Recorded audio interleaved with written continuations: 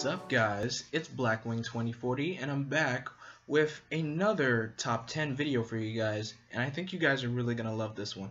I see that you guys really enjoy these top 10s, and I decided to do this top 10 in honor of Spider-Man finally being in the Marvel Cinematic Universe, and because of his reveal in the Civil War trailer. I know that was like what, 2 or 3 weeks ago, and Civil War comes out in like literally 3 weeks for us. I know they had advanced screenings for everyone else, but this top 10 will be the top 10 Spider-Man villains, and plus we also got news that the new Spider-Man movie, Spider-Man Homecoming. I just really don't know how to feel about that title, Spider-Man Homecoming. I mean, just try to picture the words, of course. Homecoming. Spider-Man finally being part of the Marvel Cinematic Universe, of course. Meaning, because, you know, Marvel is Spider-Man's real home. Not Sony. Trust me. So, let's begin this list, shall we? And, don't forget to like if you hear your favorite villain on this list, because I know some people have a lot of Spidey villains. And Spider-Man has, of course, one of the best rogues gallery next to Batman, but his villains are really, really good stuff. So let's start with number 10. Oh, and before I go explain this, I may know some history of some of these villains. Some of these villains I may not know the history of, so forgive me about that. So just giving you guys a heads up before I say who these villains are, and I'm just going to tell you my experiences of knowing who they are. So number 10 is the Vulture. Now, I came across the Vulture in the Spider-Man movie video game from the first movie. That's the first time I ever saw Vulture with my own two eyes, because that video game had other characters in there as well. Vulture, Shocker, Scorpion, Craven, Green Goblin. Of course, Green Goblin was the main villain of the game, but of course it had other villains in there as well. But Vulture, I had to put him on the list too. He is one of my favorite Spider-Man villains, actually, and plus one of the founding members of the Sinister Six. I don't know if I could call a supervillain a founder of a supervillain team. I guess it does make sense, but I don't know if it does. But it is what it is. And plus, I loved how his I love his character adaptation as well. And plus, we're also getting word that Michael Keaton is supposedly playing the Vulture in Spider-Man Homecoming. So if that is really true, then fingers crossed, because I would love to see a live adaptation of the Vulture finally, because that would be so flippin' awesome. So alright, number 9 is Craven. Now, Craven is just one of those characters. I would say he's obsessed with Spider-Man, but he just wants to have the most greatest hunt of his life. And that's why he always considers Spider-Man a good sporting person to do his hunt with. And of course, Spider-Man puts him down many a times, but the one storyline that hits people the most was Craven's last hunt. And in this storyline, at the end, well, if you guys know your comic book history, in the end, Craven commits suicide at the end of that storyline. So that's just crazy, especially for Craven. I mean, I know he's obsessive, like, killing Spider-Man. All of Spider-Man's villains want Spider-Man dead, but for him to take his own life at the end of that storyline, I did not expect that at all. Alright, so number 8 is Mysterio. Mysterio, of course, is the master of illusions, and sometimes he could be, I don't think he's a pain in the butt, but I just love how every time Spider-Man goes up against him, he always calls him, he always says, "Is that a fishbowl on your head?" I just enjoy that joke. It's just tradition to hear that about Mysterio.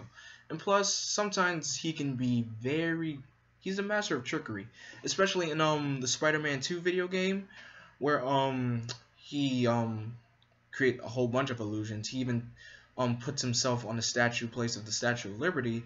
And then there's this one boss battle in Spider-Man 2 where Magneto,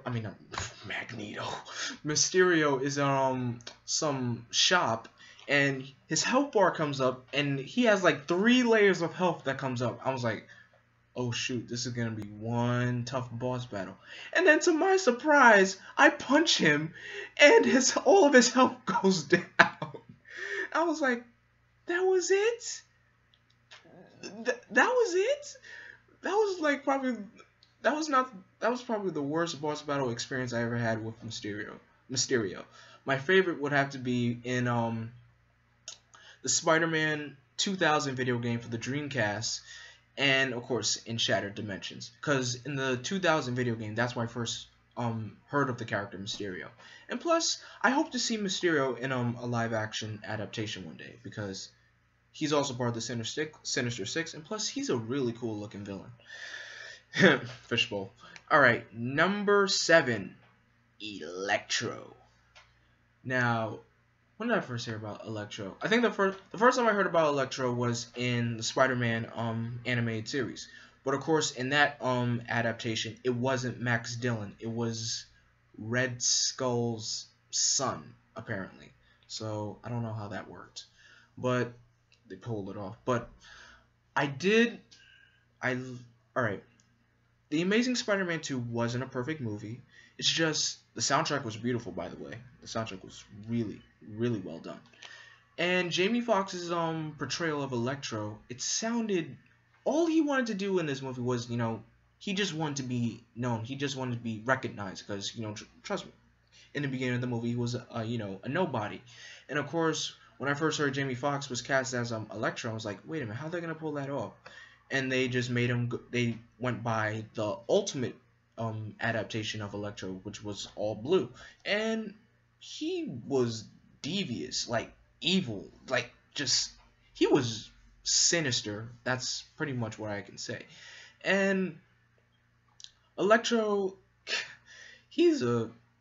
what I do love about Electro, though, of course, having electricity powers. Who wouldn't want to have electricity powers, for that matter?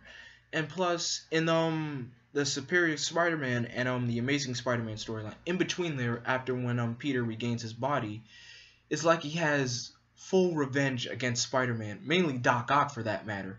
But trust me, he really has it out for Spider-Man. And of course, I love Electro. He's a really cool villain, by the way. All right, number 6, Scorpion. Now, I first came across Scorpion in the Spider-Man movie video game, and I didn't really know much about his origin and all that jazz until I figured out that if I'm right, Mac Gargan, he was an employee at the Daily Bugle. Correct me if I'm wrong, guys, because I don't always get everything correct.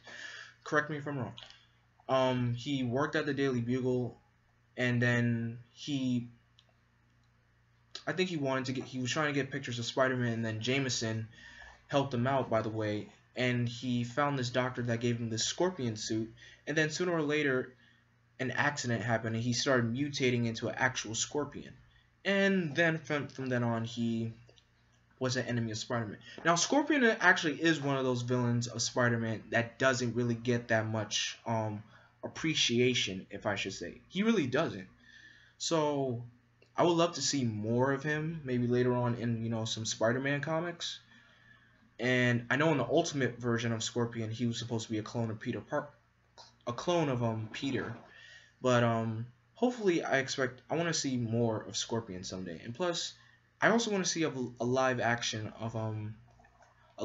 appearance of Scorpion in some of the upcoming new Spider-Man films, maybe one day, because I remember before, I guess, Sam Raimi canceled his Spider-Man 4 film, there were like fan images of Spider-Man 4 and Spider-Man 5. There was like this picture of Scorpion. I was like, is this true? Because back then everything we saw on the internet, we just believed. We didn't know it was just fan made stuff. But I would love to see a live action appearance of Scorpion.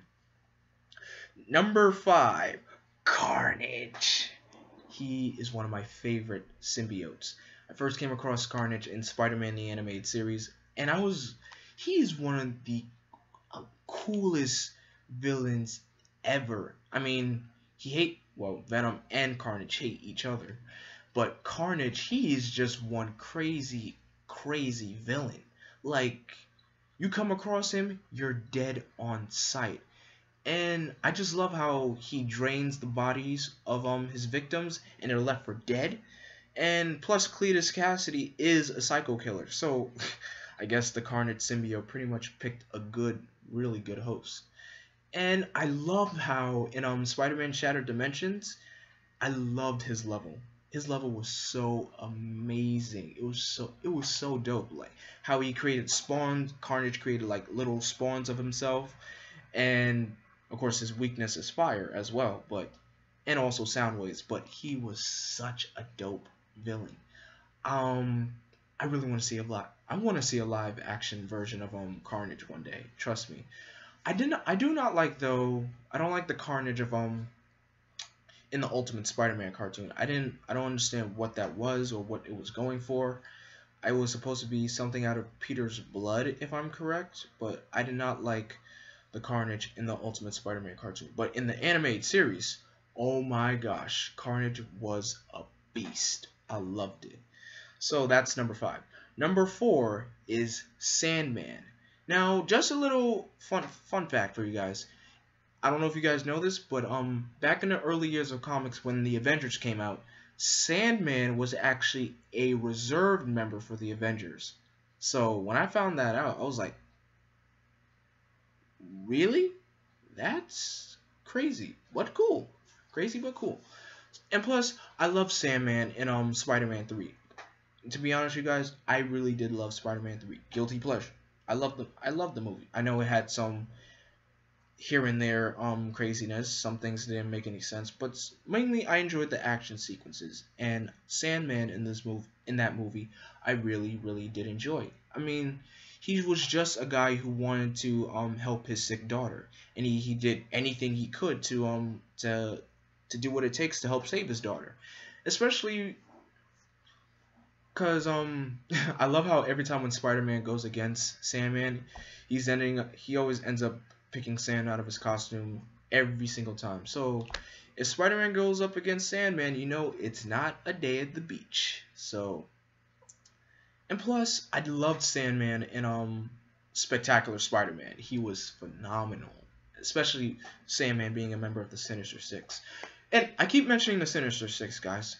I was so excited when they announced that there was going to be a Sinister Six movie, and then in Amazing Spider-Man 2, they kept foreshadowing the Sinister Six. Even in the credits, if you notice in the credits of Amazing Spider-Man 2, all that gear you were seeing was pretty much Doc Ock's arms. Wait a minute, I'm wrong. Oops, I am so wrong. But correct me if I'm wrong, guys.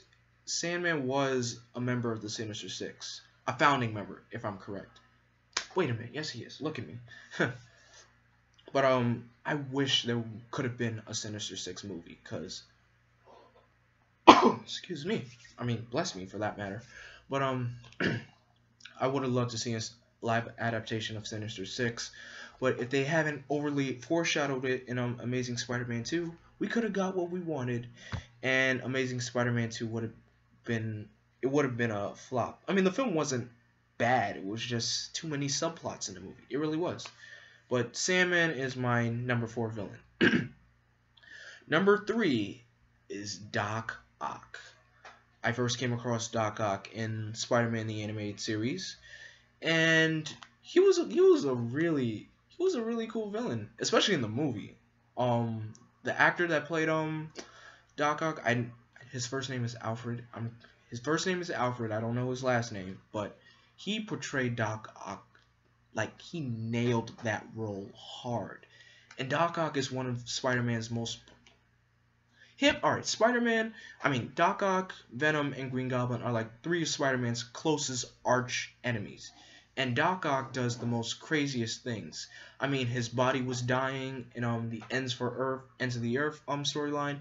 He put his mind into Peter's body, and he became the superior Spider-Man. And Doc Ock did the most craziest things when he was inside Peter's body. He created an industry for Peter called Parker Industries. He beat the snot out of Black Cat, and now Black Cat has a grudge against Spider-Man, even though Peter told her it wasn't him, but Doc Ock. Pretty much when Doc Ock went into Peter's mind, he really, really ruined his life. He ruined Spider-Man's life, and you would never see a villain do something like that crazy. But it was amazing, and plus I read some of Superior Spider-Man, and Doc Ock, he was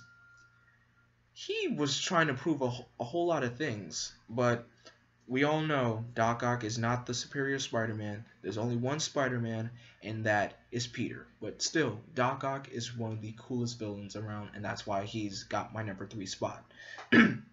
Now, on to number 2. Venom. Oh my gosh. Venom is such a dope villain. I know when I first saw Spider-Man 3 and I saw like the symbiote just form on Eddie creating the Venom symbiote, I just picture that iconic moment from Spider-Man the animated series where Eddie became Venom at that church, and for them to take that element and put it into Spider-Man 3, it was amazing. But I know they just I felt like they just pushed Venom right on in there in that movie.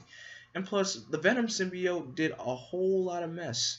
It gave Spider-Man that awesome black suit. It's one of my favorite alternate Spider-Man suits, by the way. And then Venom found other hosts. He found Mac Gargan, Scorpion. He became Venom for a short period of time, and then found his way to Flash Thompson becoming Agent Venom. But we all know the best in OP Venom, not OP, the greatest Venom will always be Eddie Brock. And plus, Eddie Brock really had a grudge against Spider-Man and Peter. And I love what they did with Venom in Spectacular Spider-Man, how they made Peter and Eddie like really close friends, and they always called each other bro. And then he always got mad every time Peter did something stupid. And then when he realized that Spider-Man was Peter, he just wanted Spider-Man dead. And I just loved that aspect of what they did in the show. So, of course, Venom gets my number 2 spot. Now, before I mention my number 1, I have a few honorable mentions here. So, my first honorable mention is the Shocker. I first came across Shocker in the Spider-Man video game. And I don't think he appeared in the Ultimate Spider-Man cartoon. I don't think he did. And, of course, he was in Spider-Man the Animated Series.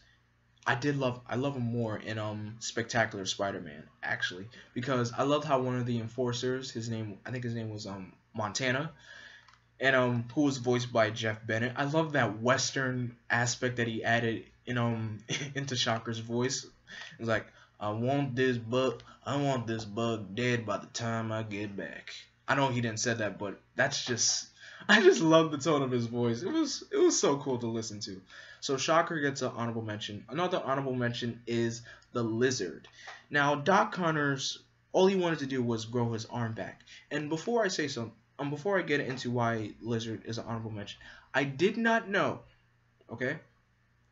When I first found out who the Lizard was, I never ever knew that Curt Connors had only one arm until I saw The Amazing Spider-Man. I did not know that. So, guilty as charged, but you learn something new every day in comic books, am I right? So, Lizard gets an honorable mention. Next honorable mention is Rhino. I would say he was such a waste in Amazing Spider-Man 2, but he is a really, really cool villain. I wish they did him a lot better. I mean, he got a mech suit. I mean, that's all he got. In the comics, it's just an actual Rhino suit. And also Rhino is he's Russian, but he's a really, really cool villain. I wish he could have been done a little bit better in Amazing Spider-Man 2, and hopefully we get to see him a lot more in other Spider-Man related stuff. I don't like how in Ultimate Spider-Man he's literally an actual humanoid rhino. I don't like that. I really don't. All right. Next honorable mention is Hammerhead. Now you guys know the gangster Hammerhead, the dude with the actual adamantium plate in his head. So he is. I would never want to fight this guy. I mean, you shouldn't fight this guy, period. Because if he headbutts you, your life is done. Because they don't call him Hammerhead for nothing. And plus, the first time I came across Hammerhead was in Shattered Dimensions. And of course in Spectacular Spider-Man, but I really loved him in Shattered Dimensions. So next honorable mention is the Kingpin. I love the Kingpin. I loved him in Daredevil. He was phenomenal in Daredevil, but I feel like I came across Kingpin as a Spider-Man villain more instead of a Daredevil villain. But now, as I watch Daredevil over the years, I feel like, Kingpin is more of a Daredevil villain. That's why Kingpin is Daredevil's arch nemesis. But he still puts it in for the web slinger regardless. And plus, he is one tough fighter. Even though his body is made up of nothing but fat, he is one really strong dude, if I might add. Next honorable mention is Tombstone. If you guys remember Tombstone, I first came across Tombstone in Spectacular Spider-Man, and I always wondered why they call him the Big Man, but mainly he's just called Tombstone, and he's one tough cookie. And when Spider-Man went up against him for the first time, he lost, like literally he just lost. He should have not went up against him regardless. And the last honorable mention is Hobgoblin. Hobgoblin is... I didn't know who the Hobgoblin was until I watched Spider-Man the animated series. And I know Green Goblin came first, but Hobgoblin wasn't really that... He was new to me. And I feel like he was a Goblin knockoff, but he was still an amazing villain. And hopefully we get to see more of the character a lot more. And apparently in the Ultimate Universe, Harry becomes the Hobgoblin apparently. But it is what it is. And my number one Spider-Man villain, pretty much everybody knows who this is, and it's probably the number one on everyone's list for favorite Spider-Man villains. It is the one and only Norman Osborn, aka the Green Goblin, Spider-Man's number one arch enemy, and he's been a pain in Spider-Man's side forever. He's responsible for the death of Gwen Stacy. And when I first saw that in Amazing Spider-Man 2, I literally was about to get up out of my seat when I was watching that scene when Gwen was falling to her death. But Green Goblin, one of the best Spider-Man villains ever. I mean, I didn't like this Green Goblin Amazing Spider-Man 2, but in the first Spider-Man movie, William Dafoe, he played Norman Osborn perfectly. I loved his character. It was just perfect. And of course we know Harry became the Green Goblin after that, but we all know the best Green Goblin will always be Norman Osborn. And that's the end of this top 10, you guys. I feel like this video was dragged on a bit. I just wanted to put a lot of detail into the characters I was explaining. I know I said it, I didn't know a lot of history with some of the Spider-Man villains. I'm just going by my experience with the characters and how I came across them for the first time. And I hope you guys enjoyed this top 10. In the comment section below, tell me who are your top 10 favorite Spider-Man villains. Don't forget to like and subscribe. And until then, I am Vengeance, I am Darkness, I am Blackwing. Stay golden.